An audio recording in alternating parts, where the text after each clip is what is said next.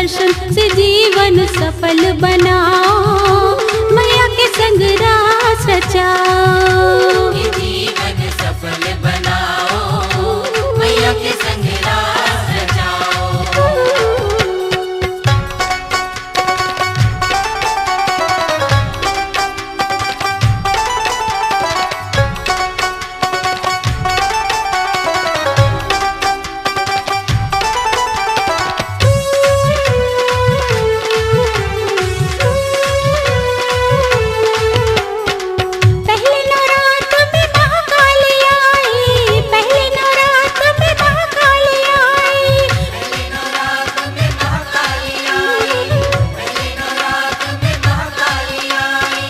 दूजे नवरात में अन्नपूर्णा माई, दूजे नवरात में अन्नपूर्णा माई। आई आई आई मेरी जगदम्बे माँ, आई आई आई मेरी जगदम्बे माँ। नवरात में तीजे चंडी माँ, नौ नौ रूप के दर्शन से जीवन सफल बनाओ, मैया के संग रास रचाओ। जीवन सफल बनाओ, मैया के संग रास रचाओ।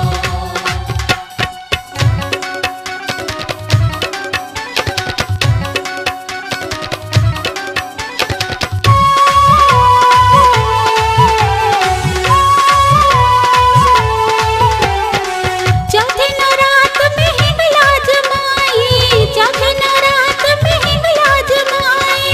चौथे नवरात में हिंगलाज माई, चौथे नवरात में हिंगलाज माई। पांचवे नवरात में विंध्यवासिनी आई, पांचवे नवरात में विंध्यवासिनी माई। आई आई आई मेरी जगदम्बे माँ। आई आई आई मेरी जगदम्बे माँ। छठवें नवरात में महालक्ष्मी माँ, नौ नौ रूप के दर्शन से जीवन सफल बनाओ, मैया के संग रास रचाओ। जीवन सफल बनाओ, मैया के संग रास रचाओ।